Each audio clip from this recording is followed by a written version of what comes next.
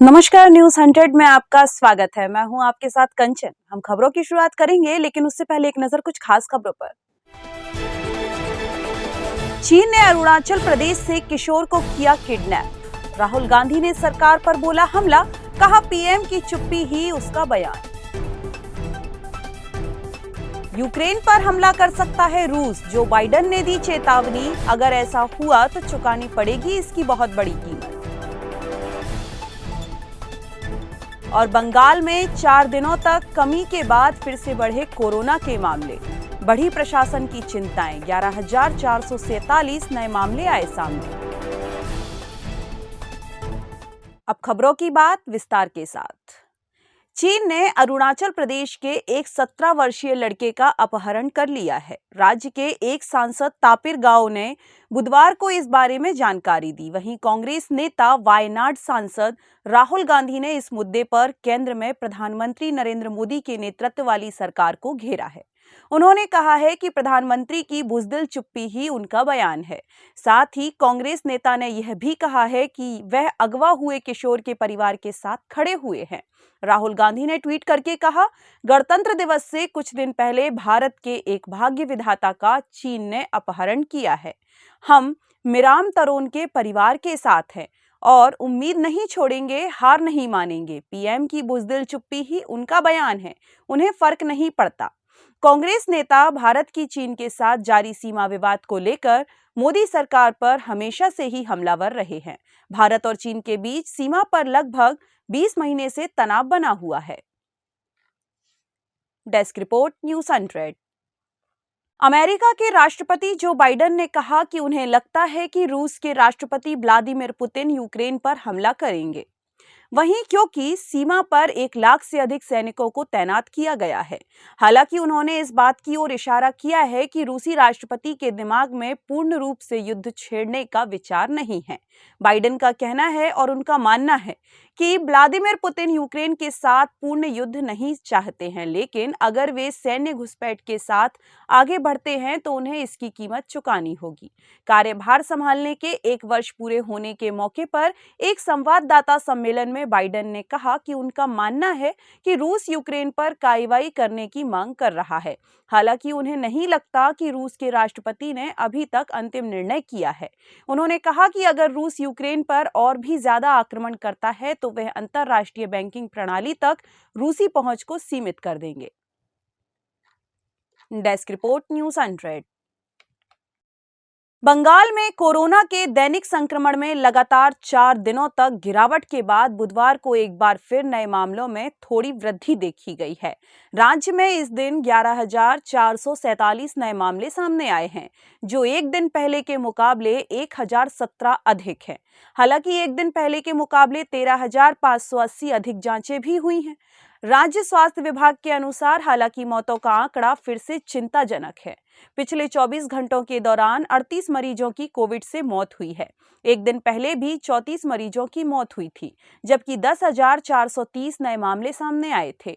उससे पहले शनिवार को 19,064 नए मामले सामने आए थे। Desk report, news 100।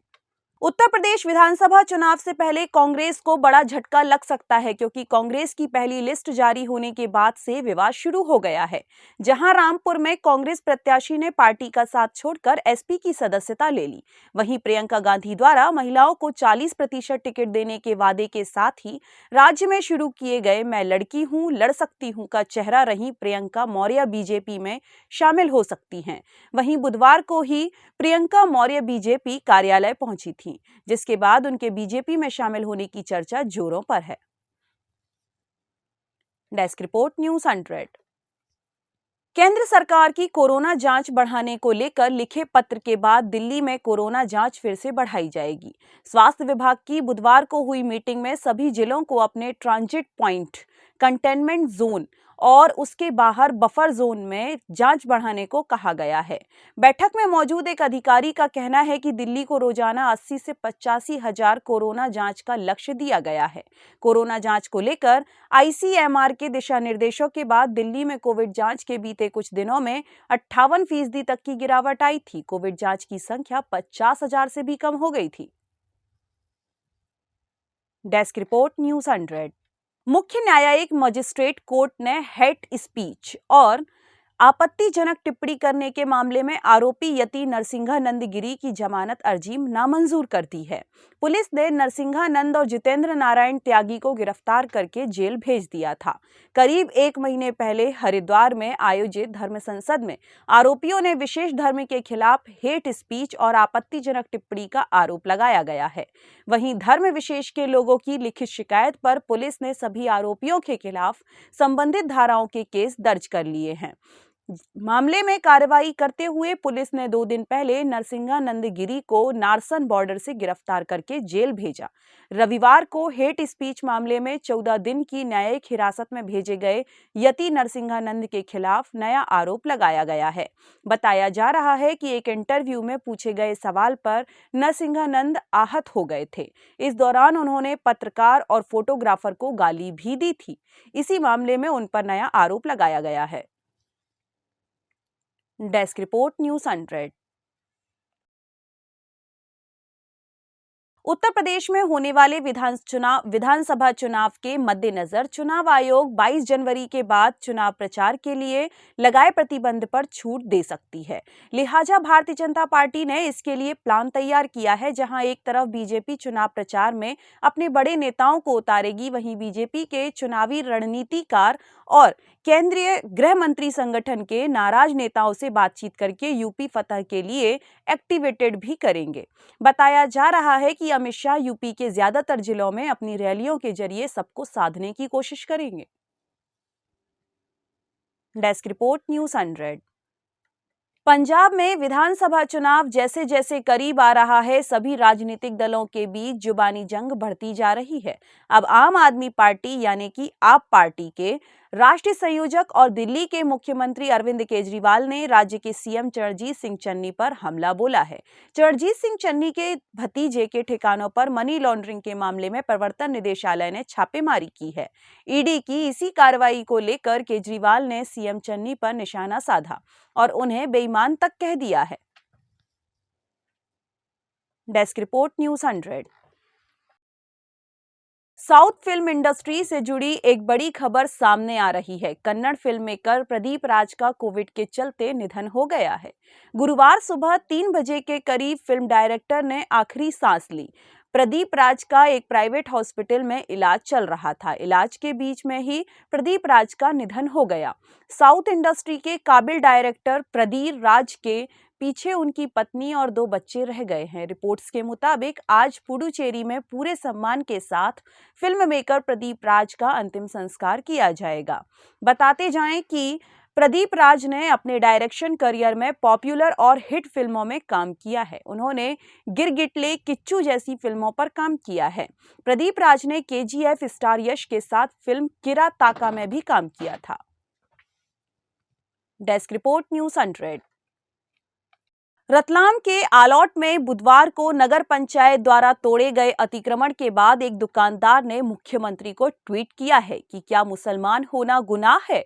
आपको बता दें कि आलौट के नागेश्वर रोड निवासी शकील कबाड़ी की 3 दुकानें हैं, अंडा, चिकन और कबाड़ की। ये तीनों दुकानें उसके तीनों बेटे चलाते हैं। ये सभी दुकानें उनकी निजी जमीन पर स्थित हैं, जिसकी रजिस्ट्री भी उनके पास है। दुकानों का नगर पंचायत में पंजीयन भी कराया गया है, लाइसेंस भी है। लेकिन नगर पंचायत ने बुधवार को विक्रमगढ़ आलौट में 7 गुमटीधारी अतिक्रमण को हटाने के साथ ही नागेश्वर रोड स्थित शकील कबाड़ी की दुकानों को अतिक्रमण मानकर हटा दिया। विक्रमगढ़ में 7 लोगों के अतिक्रमण हटाए थे। जो अतिक्रमण हटाया गया उसके लिए प्रशासन ने कहा था कि विक्रमगढ़ में 9 जनवरी को रविवार की रात को एक धर्म स्थल पर पीर बाबा की दरगाह के पास जो उपद्रव हुआ था, उन उपद्रवियों के स्थल हटाए गए हैं।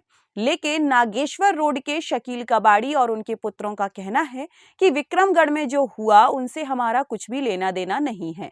शकील कबाड़ी और उनके पुत्रों का कहना है कि उनका मुसलमान होना ही उनका गुनाह है।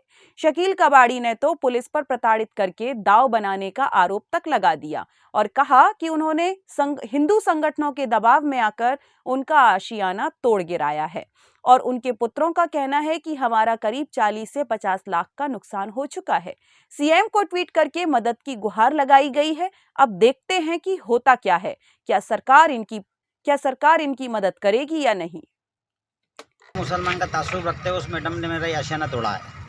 एक बच्चे का ये अंडे का था, एक पास में बंगार का था और एक के मुर्गे का था। तीनों बच्चों के तीनों स्थान थे, सबकी रजिस्ट्री वगैरह थी, डॉक्यूमेंट सब तैयार थे।